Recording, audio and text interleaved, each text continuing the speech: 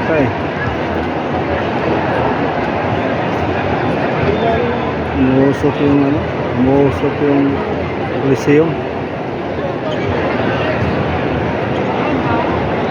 Kaya huminto yung laro. Once again, PBA fans, kalma lang po tayo. Yung problema po ay nanggaling sa labas. At ito po ay under control na. So, inaantay lang po natin yung isang announcement.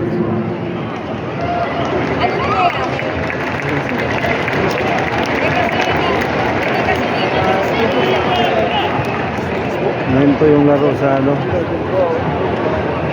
Huminto yung laro sa basket dahil umuusok. PBA fans, we will resume play.